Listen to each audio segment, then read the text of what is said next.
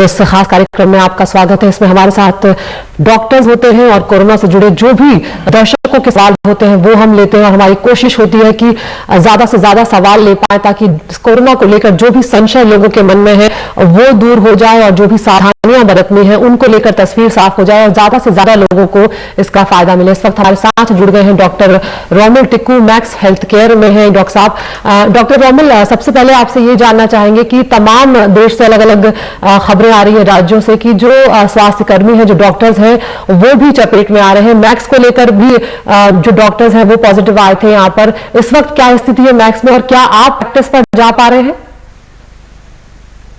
हाँ जी, हम हॉस्पिटल जाते हैं, बट देखिए सिम्टोमेटिक पेशेंट्स होते हैं जो किसी और रीजन के लिए हॉस्पिटल आते हैं, बट उनमें टिपिकल सिम्टम्स नहीं थे, जैसे बुखार है, खांसी या कोविड सिम्टम्स, और स्क्रीनिंग पे पॉजिटिव पाया गया उनको, तो उसका एहतियात लिया गया है, क्वारंटीन किया गया है हेल्थ वर्कर्स को जो कॉन्टैक्ट में थे उनके। और वैसे भी अभी कोविड स्पेसिफिक क्लिनिक्स हैं, कोविड स्पेसिफिक बिल्डिंग्स हैं, तो नॉन कोविड पेशेंट्स अलग बिल्डिंग में है, तो इंटरेक्शन वैसे ही नहीं होगा। बट अनयूजुअली जब एसिम्प्टोमेटिक या वैसे पेशेंट्स हो जो किसी और कारण आए हो हॉस्पिटल में और उनका पॉजिटिव आ जाए तो अनफॉर्चुनेट है, बट उसमें भी प्रिकॉशंस लेने होंगे। देखिए ये हर जगह, हर हॉस्पिटल में, सारी दुनिया में हो रहा है। उसका एक ही तरीका है कि हम सारे हेल्थ वर्कर्स का टेस्ट कर लें, या जो भी हॉस्पिटल में आता है, जो भी एडमिट होता है उसका टेस्ट कर लें। उसके अलावा तो कोई तरीका नहीं है पता करने का कि एसिम्प्टोमेटिक कौन है और कोई और किसी और बीमारी के लिए आया उसका तो नहीं पॉजिटिव है। तो ऐसी गाइडलाइंस अभी कुछ आई नहीं है। बिल्कुल, तो यहाँ पर डॉक्टर टिक्कू हमारे साथ, अब कॉलर्स भी जुड़ गए हैं अपने सवालों के साथ। और आपको बता दें कि डॉक्टर रचना जो कि एम्स में डॉक्टर है वो भी हमारे साथ जुड़ गए। मैम, आपका भी बहुत बहुत स्वागत है हमसे जुड़ने के लिए। तो सीधा शुरुआत करते हैं कॉलर्स के सवालों के साथ। तो पहला सवाल यहाँ पर माया है, वो अपना सवाल पूछना चाहते हैं देहरादून से। पूछिए माया अपना सवाल। नमस्कार, मैं पूछना चाहती हूँ, मेरे यहाँ एक कैट आती जाती है, रेगुलर आती है, और वो कई बार घर में रेस्ट भी करती है, पूरा दिन के लिए आती है, हमारी गोदी में भी आती है। तो जैसे कि पीछे न्यूज में आ रहा था कि जानवरों में भी कोरोना संक्रमण हो सकता है या पाया गया है, तो क्या ये पॉसिबल है कि मतलब मेरी कैट में भी हो जाए कोरोना या उससे मुझे हो जाए? डॉक्टर रचना। हाँ जी, मेरे ख्याल में कुछ वीडियो में गड़बड़ है तो देख रही हूँ मैं। ऐसा अभी कोई प्रूवन डेटा नहीं है कि ये कैट या डॉग से ट्रांसमिट होगा। आपको मैं सिर्फ यही सलाह देना चाहूंगी कि जैसे नॉन पालतू जानवरों से सावधानी वैसे भी बरती जाती है, आप वैसे ही सावधानी इस टाइम में बरतें ताकि कोई और नई चीज, कोई इन्फेक्शन, कोई ना चाहने वाली कैट बाइट या स्क्रैच वगैरह ये सब ना हो जाए, जिसकी वजह से आपको अस्पताल टीके वगैरह लगवाने जाना पड़ जाए। तो ये करते हुए, और ऑफ कोर्स कैट की तरफ सहानुभूति, अगर दूध कटोरी में आप दूध वगैरह देती हैं तो ठीक है। मेरे हिसाब से कांटेक्ट मिनिमम रखिए। कोरोना का ऐसा कोई उसमें प्रूवन ट्रांसमिशन नहीं है, बट और भी इलनेसेस हो सकती हैं, तो आप इस समय एहतियात बरतिए। जी जी, हमारे साथ अगले कॉलर लखनऊ से हैं एसपी सिंह। सिंह साहब अपना सवाल पूछे। जी डॉक्टर नमस्कार, मेरा सवाल ये है कि इंडियन काउंसिल मेडिकल रिसर्च का जो रिपोर्ट आई थी कि बैट्स में यानी चमगादड़ों में भी कोरोना वायरस पाए गए हैं कई स्टेट्स में, केरला और पौंडीचेरी में। हम लोग लखनऊ में हैं, यहाँ पे हमारे घर के सामने ही बड़ा भारी पार्क है और बहुत से पार्क हैं लखनऊ में। उसमें रात में चमगादड़ बहुत तादाद में आते हैं, पेड़ों लटके रहते हैं, खाते पीते हैं, फ्रूट्स खाते हैं, गिराते हैं। जी डॉक्टर टिक्कू। हाँ देखिए, इस पे स्टडी हो रही है अभी, और ऐसा कोई डेफिनेट एविडेंस नहीं है कि बैट से ट्रांसमिट हो रहा है टू ह्यूमंस। इस पे जूनोटिक डिजीजेस जो एनिमल्स से ह्यूमंस में बीमारियां होती हैं उस पे काफी ज्यादा रिसर्च होनी चाहिए, स्पेशली इन बैट्स में, सो दैट इस वायरस को कंटेन किया जाए इन्हीं बैट्स में, सो दैट ट्रांसमिशन न हो। अभी तक हमारे पास कोई एविडेंस नहीं है कि इन बैट से पर्टिकुलरली जिनकी स्टडी हुई से ह्यूमंस में हुआ है, बट आगे जाके स्टडी होनी चाहिए। इनमें जो वायरस पाया गया है उस पर स्टडी होनी चाहिए कि वो कैसे ट्रांसमिशन होता है, म्यूटेशन होती है, बट डायरेक्ट ट्रांसमिशन अभी तक हुआ नहीं है। बट रहा सवाल फ्रूट्स वगैरह का, तो आपको वैसे ही जो साफ कर लेना चाहिए फ्रूट्स वगैरह को, जिनमें किसी ने काटा हो, खाया हुआ हो, उसको फेंक दीजिए। तो जनरल प्रिकॉशंस जो है वो लीजिए। अभी तक ऐसा बैट्स या किसी एनिमल से ह्यूमन में ट्रांसमिशन नहीं देखा गया है। As of now human to human ही है ट्रांसमिशन। ह्यूमन टू ह्यूमन ही है ट्रांसमिशन। यहाँ पर हमारे साथ दिल्ली से अब्दुल भी जुड़ गए अपने सवाल के साथ। अब्दुल अपना सवाल पूछिए। हेलो जी अब्दुल, अपना सवाल पूछिए। मैम, एक्चुअली पूछना था कि इसके सिम्टम्स क्या हैं? सिम्टम्स के लेकर बहुत कंफ्यूजन होती है। जी डॉक्टर रचना। आपका प्रश्न बिल्कुल सही है, ऑन पॉइंट है। सिम्टम्स को लेके कंफ्यूजन होती है, यही एक बहुत बड़ा कारण है इसके फैलाव का। बिकॉज इसके सिम्टम्स जो कॉमन जुकाम है, कॉफ कोल्ड जिसे कहते हैं, उससे मिलते जुलते हैं अर्ली स्टेजेस में। थोड़े मीडियम लेट स्टेजेस में फ्लू से भी मिलते जुलते हैं, जिसमें कि जुकाम और बढ़ जाता है, बुखार बदन तोड़ भी आ सकता है। और जो लेटर स्टेजेस हैं, बहुत सीवियर केसेस में, उसमें खांसी बढ़ी हुई, बुखार, छाती में दर्द होना या सांस लेने की दिक्कतें, ये सीवियर हैं। तो ये बढ़ती हुई बीमारी या निमोनिया के भी लक्षण हो सकते हैं। तो आपका कहना बिल्कुल ठीक है, बहुत सारे रेस्पिरेटरी वायरसेस और बैक्टीरिया इसी तरह के सिम्टम्स देते हैं। इस माहौल में मैं ये स्ट्रेस करना चाहूंगी कि अगर आपको माइल्ड से लेके भी सीवियर टाइप के सिम्टम्स हो रहे हैं तो इस समय एहतियात बरतना जरूरी है। आप किसी न किसी तरह अपने हेल्थ केयर डॉक्टर को कांटेक्ट करें या नियरेस्ट हेल्थ फैसिलिटी में अगर सीवियर सिम्टम्स हैं तो जरूर जाएं, क्योंकि सिम्टम्स सिर्फ के बेसिस पे अभी कहना कि कोरोना है या नहीं है बहुत मुश्किल है। जी डॉक्टर साहब, यहाँ पर एक कंफ्यूजन इस बात को लेकर भी हो रहा है कि कुछ मामले ऐसे भी आए हैं जो एसिम्टोमेटिक हैं। अगर लक्षण शुरुआत में समझ में नहीं आते हैं, कई बार 5 से 7 दिन तक भी लक्षण समझ में नहीं आते, ऐसे में क्या किया जा सकता है? हाँ, तो ऐसे में आप सावधानी बरतिए। एसिम्टोमेटिक तो माने कोई भी सिम्टम नहीं, तो ये ही तो एक कारण है जिससे ये संक्रमण फैल रहा है। और इसीलिए ये लॉकडाउन का भी यही कारण है कि जो एसिम्टोमेटिक है वो बाहर जाके किसी और को फैला ना पाए। तो आप अपने 4-5 लोग जो फैमिली के हैं उनके साथ सुरक्षित रहें। आपको उनके एक्सपोजर का मालूम है, किसी और के एक्सपोजर का कोई गारंटी नहीं है। तो मैं यही कहूंगी, तो ये हो गया एसिम्टोमेटिक फेज। तो इसीलिए हमें लॉकडाउन में रहना है, इसीलिए हमें बाहर नहीं निकलना है, बिल्कुल इमरजेंसी होने पर मेरे ख्याल। और दूसरा रहा प्री सिम्टोमेटिक, अर्ली, बहुत अर्ली जुकाम, आंखें लाल होना, इस समय कह नहीं सकते। अगर आपको थोड़ा सा भी डाउट हो रहा है, अपने ही घर में अपने आप को आइसोलेट कर लीजिए, अलग कमरे में हो जाइए, हाथ धोने की जो प्रक्रिया है उसको बढ़ा लीजिए, और दूसरों से और स्पेशली ओल्डर लोगों से आप 2 मीटर की दूरी रखेंगे। जी हमारे साथ 2 और कॉलर्स भी जुड़ गए हैं। यहाँ पर नरेंद्र कुमार जो कि दिल्ली से है, वो भी अपने सवालों के साथ है। नरेंद्र, अपना सवाल पूछिए। हाँ, नमस्कार डॉक्टर साहब।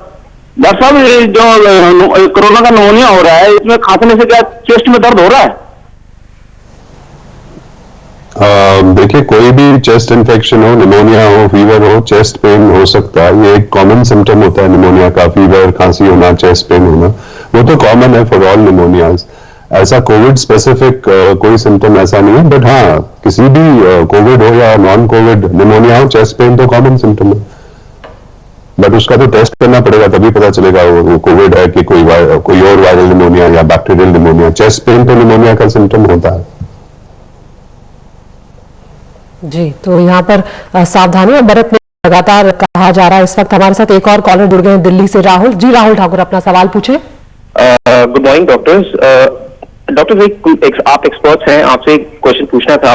अगर किसी इमरजेंसी में हमारे को बाय एनी चांस हॉस्पिटल जाना पड़ सकता है, जैसे रात एक इंसिडेंट मेरे साथ हुआ था, मेरी मदर को गैस्ट्रिक की प्रॉब्लम थी तो उनको मैं ESI हॉस्पिटल लेके गया था। वहां पे ऐसे क्या प्रिकॉशंस हैं जो हम लोग ले सकते हैं जहां पे कोई भी ऐसे कोरोना का केस कोई नहीं है? तो इसमें आपका थोड़ा सा ओपिनियन चाहिए था। जी डॉक्टर। देखिए, जो आजकल कोविड और नॉन कोविड हॉस्पिटल्स हैं, अगर आप नॉन कोविड हॉस्पिटल में जा रहे हैं तो चांसेस कम है कि वहां हो इन्फेक्शन कोविड का। बट ऐसा भी होता है, एसिम्प्टोमेटिक पेशेंट्स होते हैं या प्री सिम्प्टोमेटिक फेज में ट्रांसमिशन होता है, तो आप अपनी तरफ से सावधानी ये रख सकते हैं कि आप मास्क पहन लीजिए। और वहां पर जो हॉस्पिटल्स हैं, इमरजेंसीज हैं, वहां डॉक्टर्स ने वैसे ही मास्क पहना हुआ होता है, हेल्थ केयर वर्कर्स ने। और आजकल इसीलिए हम ज्यादा इंपॉर्टेंस मास्क को दे रहे हैं। देखिए, जो बात हो रही थी एसिम्प्टोमेटिक प्री सिम्प्टोमेटिक फेज में इन्फेक्शन की, तो 25 to 50% केसेस ऐसे बाहर देखे गए हैं जो ऐसे ट्रांसमिट हो रहे हैं। सो मास्क इसीलिए बहुत इंपॉर्टेंट हो रहा है। और ये जो वायरस है, पहले हमें लगता था सिर्फ 6 फीट तक ट्रैवल करता है, देखा गया है कि वो बहुत रोबस्ट है, स्ट्रॉन्ग वायरस है, 27 फीट तक भी जाता है। इसलिए मास्क पहनना सबसे इंपॉर्टेंट है। बाकी प्रिकॉशंस तो हॉस्पिटल्स में हॉस्पिटल वर्कर्स लेते हैं, हम सब लेते हैं। बट आप अपनी तरफ से ये कर सकते हैं कि अगर आपको जाना ही है हॉस्पिटल, जो इंपॉर्टेंट है, इमरजेंसी में जाना पड़ सकता है, तो आप मास्क लगा लीजिए और वहां पर हैंड सैनिटाइजेशन साथ साथ कर लीजिए। एक हैंड सैनिटाइजर रखिए जेब में, दिन में 10-15 बार वैसे ही हमें हाथ साफ कर लेना चाहिए। जी जी, तो यहाँ पर अहम बात यह है, अगर किसी भी परिस्थिति में हॉस्पिटल जाना ही पड़े, जो कि नॉन कोविड हॉस्पिटल है, तो वहां पर आप मास्क पहन के जाएं और अपने साथ एक सैनिटाइजर रखें, उसका प्रयोग करें। यहाँ पर मनजीत सिंह जो कि समस्तीपुर से है, वो भी हमारे साथ जुड़ गए हैं। मनजीत, अपना सवाल पूछिए। ये डॉक्टर साहब एक बात बताइए, मैं मंजीत सिंह बोल रहा हूँ समस्तीपुर से। डॉक्टर साहब एक बात बताइए हमको। हेलो जी बताइए, पूछिए। ये बात बताइए डॉक्टर साहब। जी, अपना सवाल पूछिए। हाँ डॉक्टर, ये बात बताइए, जैसे कि हमको कोरोना नहीं है, हम घर के अंदर बैठे हुए हैं, तो हम इसमें कैसे सेफ्टी रखेंगे हम? जी डॉक्टर रचना। सॉरी, इनका सवाल क्लियर नहीं आया, बट जो मैं समझ पाई हूँ उसका आंसर देती हूँ। शायद ये कह रहे हैं कि हम घर में हैं, हमें कोरोना नहीं है, तो हम कैसे बचाव करते रहें, शायद यही पूछा है। जी, हाँ जी, तो आप अपने सबसे बड़ा काम आप कर रहे हैं, अपने घर में रहिए, बाहर मत निकलिए, बिल्कुल मत निकलिए। और अब तो कई साधन हो गए हैं कि घर तक सामान जो जरूरी है वो आ जाएगा।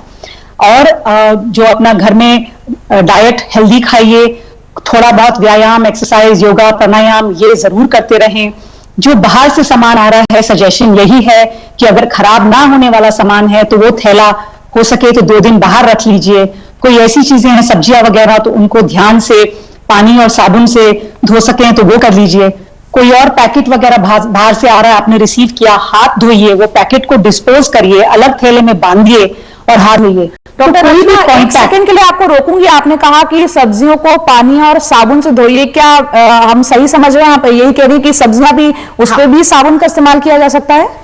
कुछ सब्जियों में करा जा सकता है, मैं खुद कर रही हूँ। जो हार्ड कवर वाले जैसे ये शिमला मिर्ची, आम, ये सब हो गया, इनको आप कर सकते हैं और फिर बाहर सुखाने छोड़ दीजिए।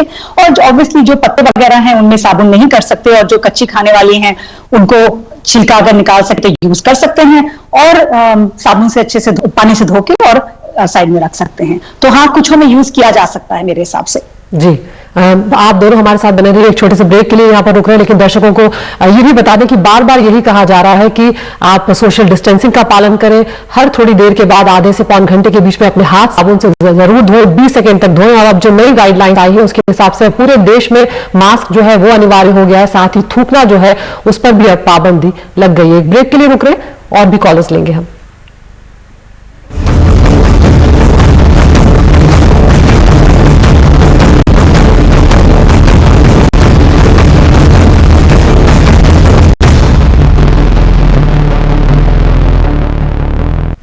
ब्रेक के बाद एक बार फिर आपका बहुत बहुत स्वागत है। यहाँ पे हमारे साथ 2 खास मेहमान, 2 डॉक्टर्स जुड़े हुए हैं। तमाम कॉलर्स उनसे सवाल पूछ रहे हैं। मुंबई से मुर्गन अपना सवाल लेके हाजिर है। मुर्गन, अपना सवाल पूछिए, डॉक्टर साहब हमारे साथ हैं।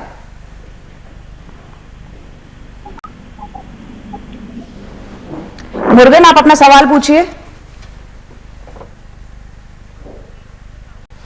तो हमारे साथ जी, अभी तक दूसरे कॉलर भी हमारे साथ जुड़ गए हैं। आलम है पश्चिम बंगाल से। आलम, आप अपना सवाल पूछे। जी, मेरा सवाल ये है कि क्या बाहर निकलने के समय मास्क कंपलसरी है क्या, या सर्दी खांसी बुखार जो होता है, मतलब वही लोग पहनेंगे या सभी लोग पहनना है? आलम, यहाँ पर आपको जानकारी दे दें कि अब जो गृह मंत्रालय की तरफ से गाइडलाइन आई है उसमें अब मास्क पूरे देश में लगाना जरूरी हो गया। और खासतौर से जब आप घरों से बाहर निकल रहे हैं, आप अपने काम पर जा रहे हैं, तो अब मास्क जो है उसे अनिवार्य कर दिया गया है। लेकिन डॉक्टर साहब, अगर आप मास्क की जो अहमियत है वो इनको बता सके। देखिए, मैंने पहले भी बताया था कि एसिम्प्टोमेटिक पेशेंट्स हैं, जिन्हें कोई लक्षण नहीं है बीमारी के, वो भी साइलेंट स्प्रेडर्स होते हैं, वो फैलाते हैं बीमारी को।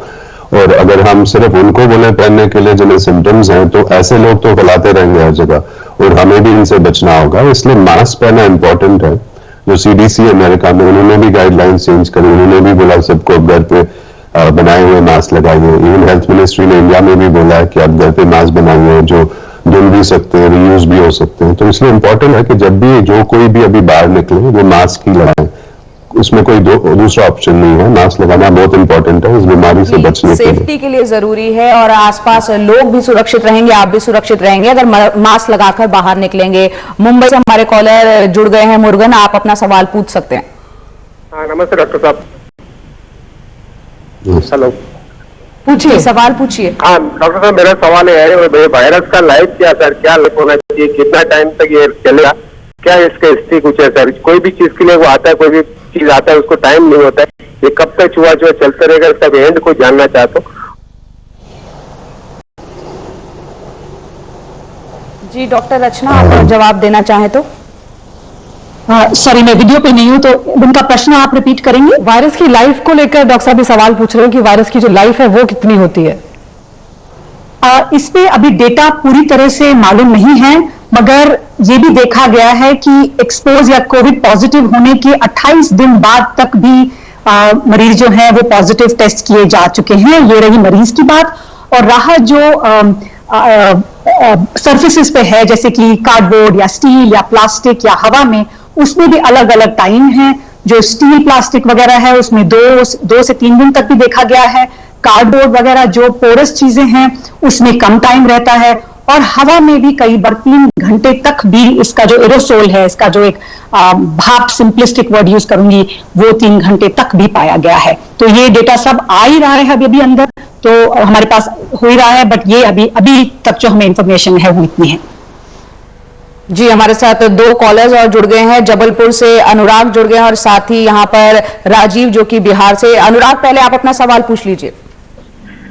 मेरा डॉक्टर सर से सवाल ये है कि जैसे मैं ड्राई सब्जियां लेके आता हूँ, आलू और प्याज लेके आता हूँ, अगर उस आलू प्याज में कोरोना संक्रमित हो गया, प्याज में कोई संक्रमित आदमी इसको छुआ और हमने थोक में 5 किलो प्याज लेके आए, अब हम उसको 10 दिन तक कैसे यूज कर सकते हैं?